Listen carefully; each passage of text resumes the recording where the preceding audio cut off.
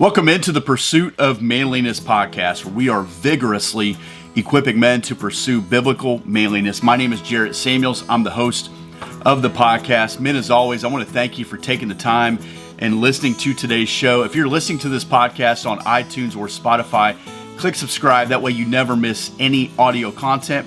If you're watching this conversation on YouTube, would you do me a favor? Click subscribe. That way you're alerted every time there's new Pursuit of Manliness video content. Men, on today's show, I got a great guest. His name is Matt Branch. He's a former LSU football player, but lost one of his legs in a hunting accident. His story of God's opportunities for him and giving him second chances is incredible, and we all need to hear it. One of the things that I take away from Matt is the realization that if I were to die today, what would actually happen to my life? And we all have to answer that question. Hopefully we do it today before it's too late. Amen? It's time for today's show. All right, man, at this time, I want to welcome Matt Branch to the Pursuit of Manliness podcast. Matt, thanks for taking time and being on the show today. I appreciate it, Jarrett. I appreciate you reaching out to me and getting me here to tell my story to your listeners here today. Unlike most people, I actually do start every day off on the right foot. So, I try to be as positive as I can going through all this stuff, man. Yeah, I mean, I want you to share your story. We were talking just a second ago that I heard your name mentioned on the Unashamed podcast. You know, Jace Robertson was talking about you just briefly, and he said, man, you guys got to find this guy. Like, you guys got to reach out to him. And I thought, okay, I want to do that. And then I saw Tyler Pruitt of Rise Kill Eat had you on his show. And man, the more I learn about you and your story, the more I think everybody needs to hear this. Everybody needs to be reminded of this. So, man, would you just get us started off? And, I see you got an LSU jersey behind you. So just tell us kind of how you got there and what that experience was like. Yeah, man. So I'll kind of kick it off here. And, so I live in Monroe, Louisiana, which everybody knows is home to Duck Dynasty. You know, they kind of put us on the map. So it's crazy. You'll see the amount of different cars and stuff that come through town, and there'll be license plates from all over the country, and you never know what you're going to see. But anyway, those guys, they're really nothing new to us here in Monroe. Like, I've known about them for my entire life. I watched Phil. He would come to churches around the area, and he would give like speeches and stuff at we had a wild game suppers, wild game banquets or whatever, when all the men of the church would bring like some wild game that they had cooked, and Phil would come and talk. And so, I mean, we've known who the Duck Commanders were forever. And then when they just hit mainstream, like, it went crazy, and everybody in town was like, oh my gosh, like, we knew they were somebody, but now they are like somebody. I mean, everybody knows who the Robertsons are now in the country. But anyway, so live in Monroe. I have a wife, and we have a 2.5-year-old son. So we're in the middle of potty training right now. For all you parents out there, can feel my pain and what we're going through. And my wife is actually 34 weeks pregnant right now with a baby girl. So we have a lot going on in my house amidst the coronavirus and everything else going on in the world. So anyway, we're just trying to keep our heads above water every day. But so just a little bit about my career and what I do for work. I work in the agricultural industry. I'm basically a sales rep for an agricultural manufacturer, and I work with farmers and distributors throughout the state of Louisiana and some into Arkansas. I've been doing that for several years now, and I just got to give a shout out to my company. Our headquarters is actually in Indianapolis, so up there where you're at, Jarrett. But it was formerly Dow AgriScience.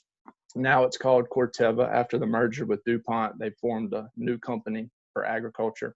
But anyway, I have spent a month of my life in Indianapolis going through new hire training. So I know a little bit about where you're from up there. But so anyway, my background before I started work as a professional, I played football at LSU, hence my jersey you can see back behind me. I played from 2008 to 2012. We had many great seasons when I was there. My last season was the 2011-2012 national championship run that LSU had, where most people who are college football fans are familiar with our ending We went 13-0 through the season, SEC champs, and got beat by Alabama in the national championship game.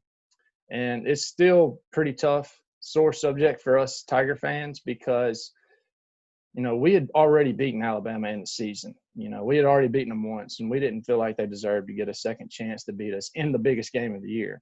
And anyway, the bowl committee felt differently about it. And to this day, I have not watched that game on tape. And I honestly, I don't know any other player from the team that has watched that game on tape. Everybody is still sick at our stomachs about it. But watching the guys this year on the 2019 LSU team, they were unbelievable, man. That arguably the best college football team to ever do it. And, I kind of felt like we could close the book on our 2011 team, our season, by these guys accomplishing what they did this year. I will say I was a little bit jealous that we didn't get to experience the same, happy ending that they did. But still, I'm a Tiger fan for life. Still go to games. I still, talk to some of the coaches and stuff that are down there. And, they've kind of kept in touch with me through everything I've been through in the past year and a half. So we can kind of dive into that next. Yeah, well, what's that like, staying connected to that team? Have you met Coach O? I got so many questions about that. That's probably a different conversation. But what is that like? Have you been able to come in, kind of talk to them, share your story? I have not shared my story with them to date. I would definitely do that for some of the players on the team and stuff, just kind of give them encouragement. And, I can kind of tell them about my career there. And, I'll tell your listeners, my career was not what I was not proud of, the way I finished my career and everything. And, I had a lot of injuries and stuff that really kind of held me back, and some bad luck. Some of that self-inflicted, some of it was, just bad luck. But anyway, I'd be glad to go down and share my story with some of those guys. But due to everything that's going on, it's just everything's kind of weird right now. We can't even step foot on the premises right now, former players and everybody, just because of everything with the coronavirus and stuff. But yeah, Coach O is – I'll say this about Coach Orgeron. He is the only coach we've ever had here in Louisiana that does not have an accent. His voice, the way he talks on TV and what he does, it's just like, I can't. It's hard for me to understand sometimes, but those guys in South Louisiana, they just love it. And he's honestly kind of famous for it. People just love to hear the way he talks and stuff. But anyway, he's a great man, and I felt like he deserved the chance that he's gotten. And, hopefully they can have another repeat season this year. Yeah, he's one of those guys that needs to do an audiobook. You just need about 200 pages of Coach O reading some kind of bedtime story to you, or, no, I get it with the corona. We just found out our county, starting in like a week, mandatory mask if you go outside. So as a guy who pandemics well, I don't plan on going outside. Then I'll hold down the fort here. But I know we're going to get into it, but you're a fit guy now, but that's not the position you played. The position you played is the big uglies, the guys that are in the mud and don't get a lot of credit. You're an offensive lineman. That means you're eating a lot of food. While you're trying to stay in shape, you're also trying to be, a man of girth and size, and you're in the trenches, but you couldn't tell that from the shoulder up view that we have right now. I understand you have six-pack abs now. Is that right? And that's a strange question to ask someone, but yes, I hear. Yeah, no, I'm very proud of my six-pack, because I was formerly 300 pounds. I'm 6'6". I'm a very tall guy. And then 300 pounds when I was playing at LSU. I was big gravy offensive lineman. And when I tell people that now, they're like, "No, man, you were probably like the punter or something. There's no way you weighed 300 pounds, because I weigh 170 pounds now." So pretty big transformation I've been through in the last year and a half. Isn't that an insult to an offensive lineman to call him a punter? That's yeah, most people, that would be an insult. But to me now, I'm like, yeah, okay, I'm kind of wanted this anyway, so it's fine.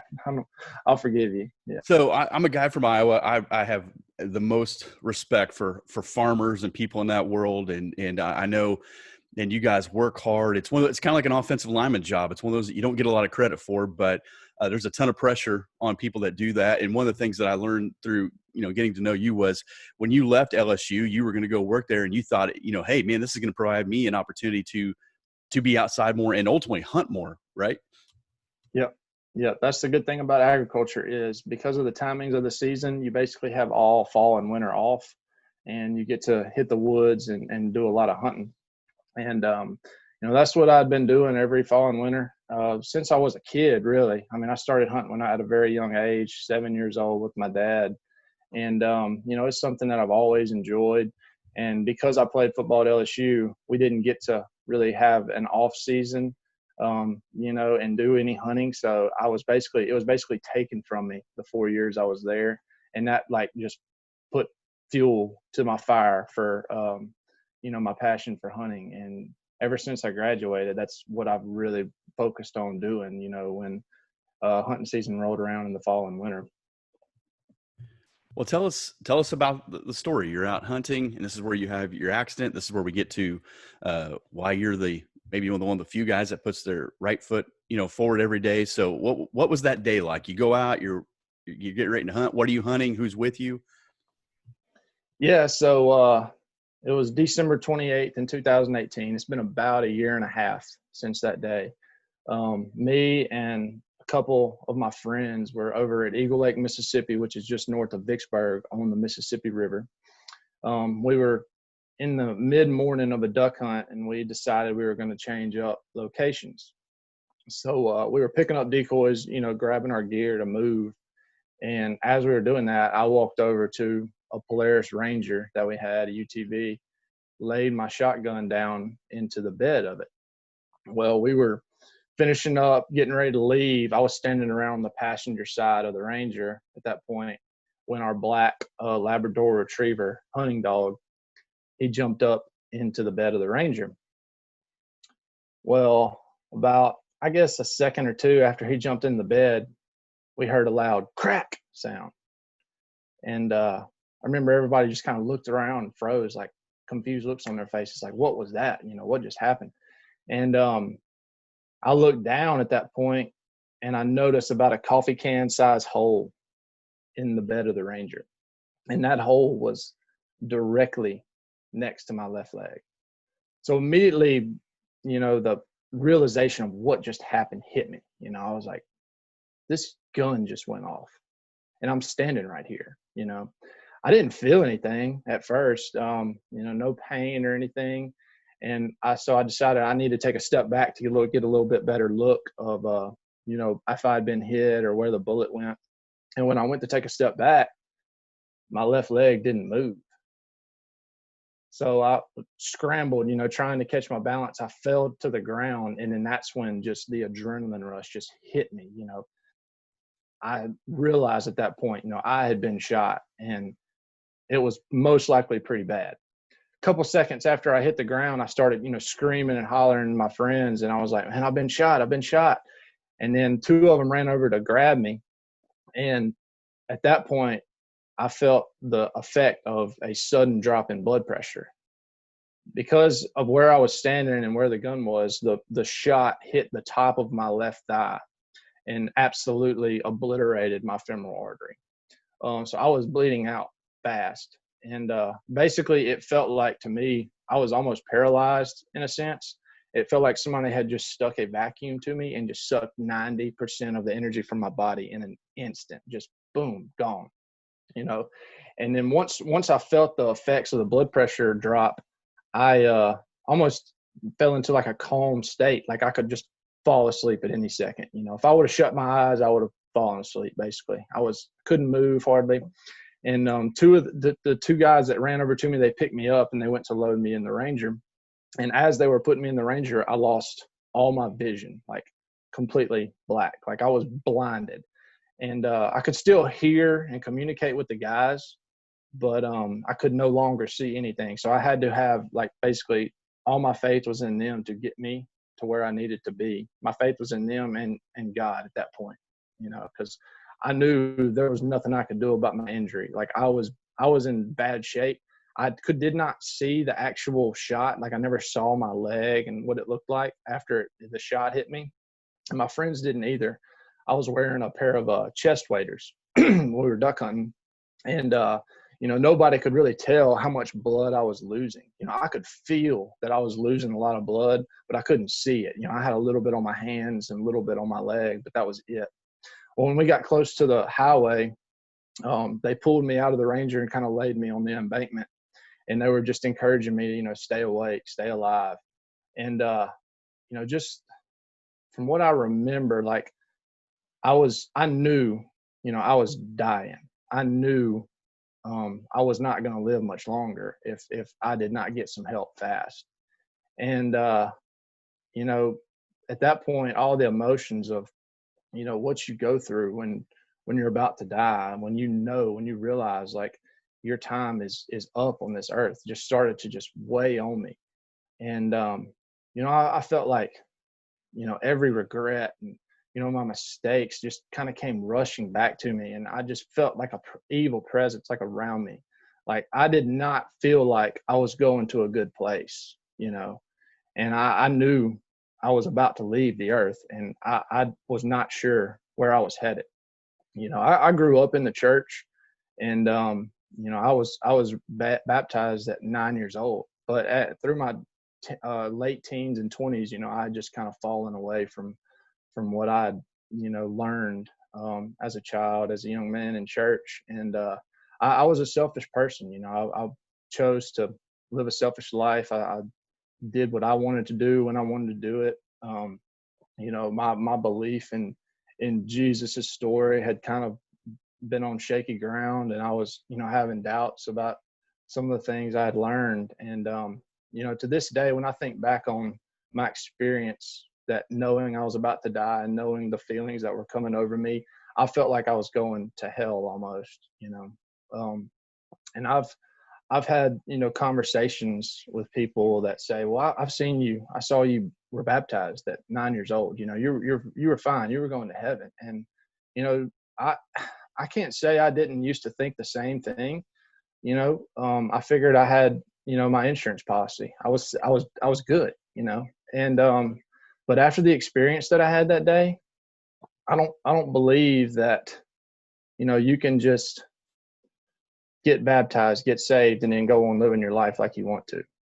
It's like a marriage. For anybody who's listening, who's married, like when you say those words, I do, you can't just do what you want to do at that point. You're going to get a divorce eventually if you just kind of go on living life and you don't run anything by your wife or husband and you just do what you want to do. Like that's not going to work very long. Anybody who's married can understand that. And I guess a quick verse I would like to read that I've kind of come across through all this would be 2 John. Hold on, let me scroll to it real quick. Actually, 1 John chapter 2, verse 6. Whoever claims to live in him must live as Jesus did. And there's a lot more in this chapter, but and it kind of explains more of that in detail. But these kind of stuck out to me. Like I wasn't trying to live as Jesus did. None of us can live as Jesus did. It's impossible. But if we're not even trying, we're not even making an attempt, how can we truly say that we have, God, have Jesus in our hearts? And, from that point forward, or going through that experience has kind of changed my perspective and, how I want to live my life. And I'm not going to say it changed right away, but it's definitely kind of hit me in the last couple of months. Like I kept living the way I wanted to live, even after this accident, and nothing was getting better. And then one day things just clicked and I just wanted to start, I don't know, diving in more into the word. And, things just started to kind of line up for me, and people reached out to me that are, godly people. And I've kind of had connections with them. And it's like things are just working in a whole new way now that I've been able to kind of put, what I've been through behind me. So back to the accident, the ambulance reached me there on the highway. They started to cut my waders off, and they realized like I was just blood soaked from basically my chest down. They pulled my boot off and blood poured out of it like water from a pitcher. I had basically bled out at that point on the highway. And they loaded me up into the ambulance, and immediately, like, I remember just a bright white light above me and then just darkness, and that was the first time I coded. I did not have a heartbeat for probably 20 minutes, went into cardiac arrest on the way to the hospital. Once I got to the hospital, they were able to get my pulse back before they wheeled me in. They wheeled me into the OR. They lost my pulse again, went into cardiac arrest again. In all, I was in cardiac arrest for probably 45 minutes that day. They had wound up having to give me 27 units of blood just to stabilize me so I could be airlifted to University of Mississippi Medical Center in Jackson. And then once I got to Jackson, they proceeded to do everything they could to save my life at that point, which included amputating my leg at the hip. So I'm now a hip disarticulation amputee. But when I was in Jackson, I was in a coma for the first 12 days. Don't have any memory of it at all. Just absolutely crazy. And the doctors were concerned that, I would not wake up the same, that my cognitive function would be altered in some way, if it was even there at all. And this became one of their, biggest concerns when I was in a coma, that they were like, what are we even doing? Is there even anything worth, working on saving his leg for? Because he may not even have brain function, anymore, because they weren't sure how long my brain had gone without, oxygen. They were afraid that cerebral anoxia had set in, and, any time that your brain is cut off from blood and oxygen is detrimental to its function. And so anyway, they wound up having to do some brain tests on me, and they realized that I had something there, something was still working. So they said, all right, well, it's worth keep going. And anyway, I woke up 12 days later after I got out of the coma, and they still weren't sure, how I would be functioning and stuff mentally. And I remember my wife, she put her hands on my face, and immediately I snapped at her, like, cold hands, like, get them off of me now, And she was reassured at that moment that I was back. And I wound up having 11 surgeries total. Most of them were to, fix my vascular system, and had over 300 blood transfusions, which is just an absurd amount of blood. Like, that is blood, like, in 25 to 30 people. That's like every drop in them. And just went through just so many struggles just to keep me alive. The surgeons, the doctors, they were exhausted, just trying to fix me and figure out what they could do just to keep me alive at that point. And I spent over 53 days in the hospital, in inpatient rehab facility over there in Jackson.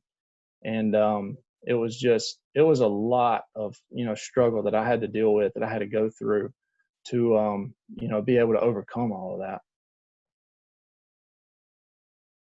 Well, I read where your dad has the conversation with you. He says, okay, here's what's going on. He kind of lets you know the reality of the moment. And, some people have, if I could have one meal, this is what it would be. If I could have, Chick-fil-A, or if I could, you asked for mac and cheese. Now, you live in Louisiana. Of all the good food you have in Louisiana, how do you come up with mac and cheese is what you want for your first meal after waking up? Yeah, man, I don't know. I think the pain meds probably had definitely something to do with my craving for mac and cheese that day. So yeah, they were pretty shocked at my reaction. My dad, he came in to tell me, my leg, they had to amputate my leg to save my life, and they were probably expecting me to, go ballistic and, not know what to expect when I heard the news. And I just looked up at him and I said, okay, well, can you just give me some mac and cheese now or something? Like, he didn't he did not see that coming. None of them did. So it was pretty wild story there. Well, at some point, you realize this is your reality. You realize this is you got a couple choices. You can sit and sulk and sour, or you can get up and do something. And as an athlete, you certainly know how to find motivation in different places. And there's got to be a point where it clicks, where you said, okay, I'm not going to live like this. Like, I'm going to live my life to the full. I'm going to be a husband. I'm going to be a father, and now I'm going to be a father of two. Because you kind of take us through that process where you realize I can either feel sorry for myself, or I can embrace reality and give maximum effort to the life and the opportunity God's put in front of me. Yeah. So, nobody knows what to do in that kind of situation. When I woke up and they explained to me, what I was, and, I didn't know anything about being an amputee. I didn't know where to begin. I didn't even know an amputee at the time. And I was having thoughts in my head like, do I really want to live like this? And, I had many days in the hospital where I just wish that I just would have died that day. It was deep thoughts and a lot of struggle and pain, because I was a very active person. We already mentioned I played football at LSU. I've been hunting and fishing my entire life. I loved and enjoyed it. And my job, even that I work, requires me to be physically active and be outdoors, a good chunk of the time. And, I just had no understanding of how my life was going to move forward from that point. And, but I had at the time, he's 2.5 now, I had a 1-year-old son to think about. And, he was a big part of my motivation for me to figure it out. No matter what I dealt with, I realized like I've got to do this for him at the least, for just so he can have a dad to be around and to do things with him and to show him, how to live and show him be around and coach his sports teams and different things like that. Just be a dad, be present. And I realized I had to get my act together. Like, I had to figure out a way to get past my mental struggle and to start just moving, to start, working towards building my strength back. Because I was in a coma for 12 days, I had lost every ounce of strength in my body. Like, I could not even feed myself for the first week. I had to have somebody come and feed me, and just think about that and put yourself in that situation. Like, everything you've known in your life, everything you've learned how to do and accomplish, like, it's all just gone. The slate is wiped clean, and you've got to pick up the pieces and relearn everything in your life. I mean, it was overwhelming. And, so I just kind of started from scratch, and I started, trying to work to build my strength back up. And I went back to my days playing football at LSU, and, our old strength coach down there, he taught me a lot about fitness and diet. And, because of my experience of going through playing football at LSU, I was able to kind of use that strength, that motivation, that mental toughness of, having done a lot of hard things there and realizing how hard it was going to be to get to where I wanted in my life. And now, we'll just kind of fast forward through this. I went through many months of physical training, physical therapy, working out nonstop around the clock, swimming in a pool, doing all kinds of things, like hard things. And now, as you already mentioned, I got 6-pack abs. I can do pull-ups all day long, things that I never thought that I would be able to do in my life. And here I am doing them, and I only have one leg.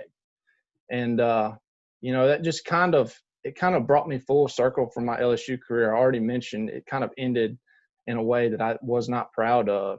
And for the longest time, I wanted to blame others for my shortcomings. And, by going through this and having to start from zero and build my way back up to where I am today, it made me realize, like, my years that I spent down there, that was because of me. Like, my outcome was because of the lack of work that I put in it. And, and I realized after going through this, like, I had it in me all along. I had to dig deep and find it and dig it out of me to get through this tragedy. that was set before me. And, just understanding like I had it there all along, and knowing now that like every person, no matter what struggle you may be going through, you've got whatever it is inside of you that you need to get out of it. Whether it be a physical struggle, where you need to work on your fitness and diet, whether it be a mental struggle, whether you dealt with a terrible thing, going through depression, whatever it is, we've all got this inside of us that we can dig deep and find a way through it. And the best way I've found to be able to dig deep, search inside myself, and get the results that I wanted was to look at towards God and trust that He had a plan through this. A lot of times we feel like we're in control of our lives, and we have to do everything, and we have to, control every piece of it. And it's tough to have to understand that like we have to control it all. When I started to look towards God and say, all right, God, this is a crazy thing that happened to me, but I have to trust that you have a plan for it. And once I just kind of let it go and let it go to Him, it just, I don't know, it just started something like inside of me, a fire, like a passion to be able to push through some of those hard days and just kind of lean on God and understand that, look, this is tough, this is difficult, but He's got a plan for this. And I'm going to do my job, because He gave me this route. I'm going to do the best that I can for God. And, hopefully I can share my story with others and inspire others through this and lead them to, how powerful our God that we love and worship is. And that no matter what we go through in life, He's there with us. And, we can lean on Him and we can trust that His plan is what He truly wants for our lives. Absolutely. I go back to, when you're getting to the highway and you're getting, close to the ambulance, you talk about, the darkness, the evil, and, going, man, this doesn't feel good. This doesn't feel like, you said, I felt like if I died, I would have gone to hell. I made a profession of faith, and it's not a one-time deal. I love the analogy of marriage. And I think there's guys, that listen who they think they're good, like they made that one-time profession and I'm good. And unfortunately, many people don't get that second chance like you did, that second chance to wake up and go, okay, I'm going to figure this out. And so, we'll tell men often, if God woke you up today, He sustained you. He breathed the life into your lungs throughout the evening as you slept, kept the cosmos at the right distance. And then now you're up and you have opportunity. That means He has a plan and a purpose today. And that plan and purpose is far greater than what you do for a living. And you had to learn that, as you talk about, now you're walking and you're getting fit and you're working and you're speaking and you're doing all these things, but you've realized your purpose is far more than where you park your car on Monday morning. It's far more than, the jersey that hangs behind you. When you get your relationship with God right, you get your marriage right and your parenting right, it's amazing how many things begin to fall into line. And what was that, hey, I'm going to figure this out. Were there a couple things that you began to do to figure it out that you say, okay, those were defining moments, or those were defining decisions that have altered my focus and my outlook on life right now? Yeah. So I kind of mentioned it, I was trying, when I got out of the hospital and I was, going through my recovery, I continued for a time, trying to keep doing the things the way I was doing before. And, I was spinning my wheels and, things had seemed to help a little bit, and then it would go away, like, before all this happened, I worried about my work. That was my number one. My number one was to, do everything I could to make another sale so I could earn a bigger bonus, so I could provide more for my family, more material things. And, that was what I worship, was money and material things. And I lost sight of, God and what He had in store for me. And, it just kind of dawned on me, like everybody on this earth is worshiping something, no matter what you believe, whether you're an atheist or Christian, you are worshiping something in your life. Now, the question I would like to ask is, what is that something that you're worshiping? How does it make you feel? Does it bring stress in your life? Does it bring anxiety in your life? Does it bring resentment and envy towards others in your life? And that's kind of the way I was going. I would look at others around me and feel like, man, they got a better job than I do, or they've got been on more expensive nice trips, or they got a nicer car than I do. And it brought those hateful like things in my heart. And I just realized this, like, I was worshiping these things and they were just bringing stress and anxiety to my life. And then I decided, look, I'm going to do something different. I'm going to do something that I have not been accustomed to.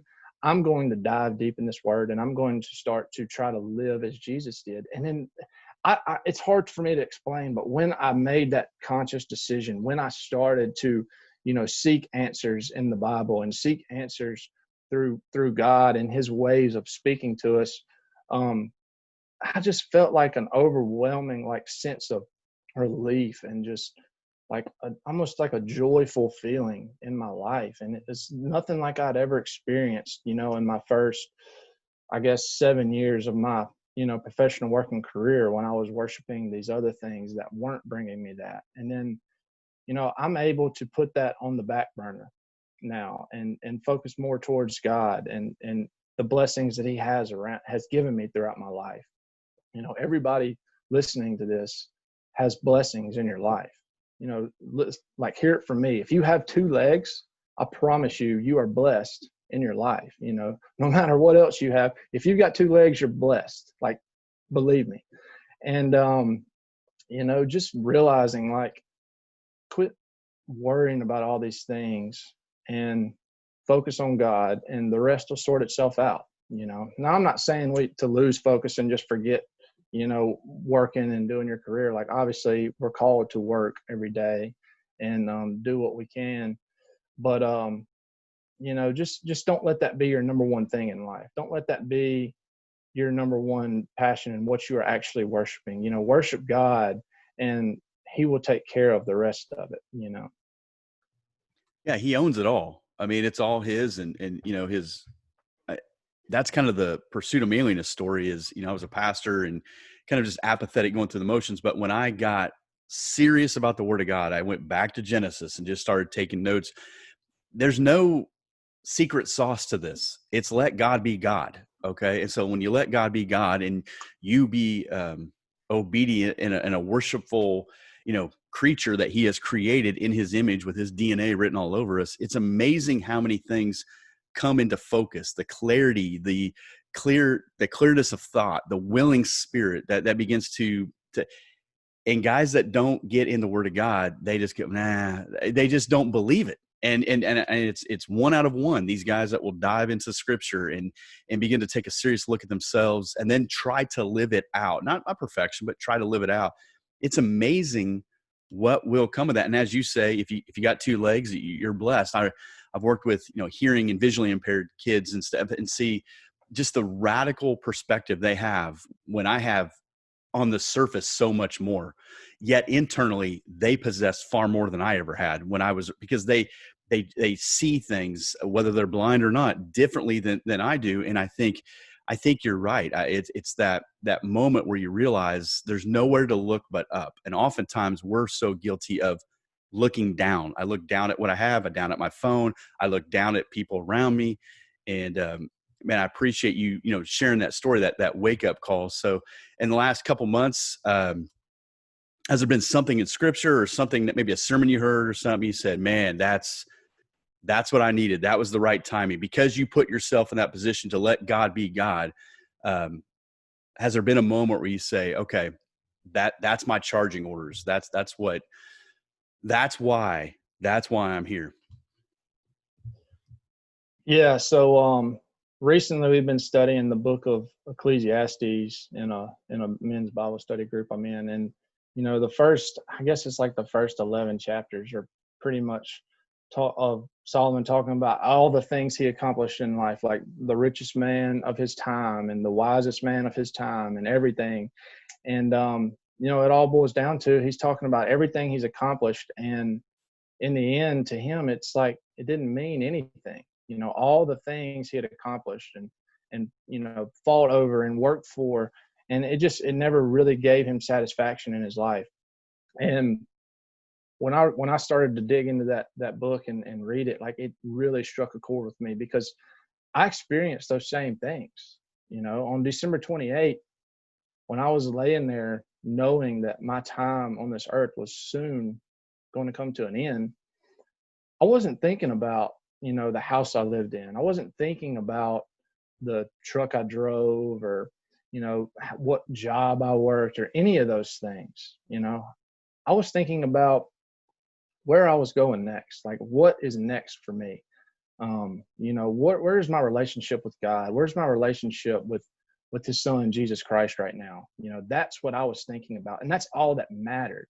I was thinking about my son, and, like, what is his life going to be like now without me in it? Like, what did I do for him to show him, to kind of lead him to the way of God and his teachings? And, these are the things, it dawned on me, these are the things that matter in life, our relationship with God, and then that we show others to God. Like, that is what matters in our life. And, I still have things of the world that get to me. And I, of course, I still have things I worry about with finances and everything going forward, but I'm able to look back on that day on December 28th and say, all right, Matt, what were you really thinking about in your last breaths? You're arguably your most important breaths on this earth, the last thing you'll ever see and think. And it was nothing about finances, bills, my job. None of that was there to comfort me. It was all about God at that moment. And, that, I feel like, has been a powerful lesson for me going forward. And that's something that I can, like, look back on in life. And, for anybody out there listening, trust me, take it from me, not everybody gets a second chance to relive their last few breaths. And I do. And, I'm going to try my best to learn from that and make my last few breaths a different experience on the second go around than it was on the first go around. Man, that's good right there. Thanks, man. I want to thank you for taking the time today, getting on this show, having a conversation. I know for myself, there's a lot to think about. I'm a father with a son and two daughters, and we put a lot of pressure on ourselves as men to provide. And when what I provide doesn't look like the way that you provide, then I feel less of a man, or maybe I feel more elevated than I should be. And you're absolutely right. And hopefully myself and others listening don't have to get to that point where you're bargaining for your last breath to have that wake up call. We have an opportunity right now because of this conversation, and because we have a God that woke us up to realize that. So is there a place or something you recommend if someone's hearing your story and say, man, I want to get in touch with that guy. I want to find out more what he's doing or where he's speaking. Is there a place you would send guys? Yeah, social media is probably the best way to get in touch with me. I'm on Facebook and Instagram. Those are the things that I check and look at the most. You can look up, I'm just Matt Branch on Facebook, and then Instagram is MC Branch. So if anybody wants to reach out or has any questions, feel free. I'd be glad to help anybody, no matter what you may be going through in life. I've been through a tremendous struggle, and I'm still working at it every day, to keep moving forward. And I'd be glad to help anybody else who needs some encouragement and some help. Man, I appreciate that. I know, we get to work with a lot of guys who are addicted to pornography, who are going through a divorce, who have father scars, abandonment. I mean, there's a lot of stuff. Men are far more broken than they'll ever admit. And even if you have all your limbs, forgive me, oftentimes we have a lot of deep scars that we don't want to share or to show, and we're afraid they'll be revealed. And as you've said, you've reminded us, give it back over to God. It's such a cheesy statement. It feels like such a church thing to say, but it's true. It's true. I mean, there's nobody in this cosmos who is more emphatically for you than the God who created you, and then the people that live within your home. And if we get those relationships right, a lot of other things will take care of themselves. So Matt, thanks for taking time to be on the show, man. I appreciate you, brother. We're praying for you. We're for you. And I'm looking forward to seeing the platform that God continues to give you. Appreciate it, Jarrett. Thanks for getting me on the show, man. Thank you for listening to the Pursuit of Manliness podcast. Make sure to leave a comment or question to keep the conversation going. I would also appreciate it if you would share this show with your friends as we seek to build better men together.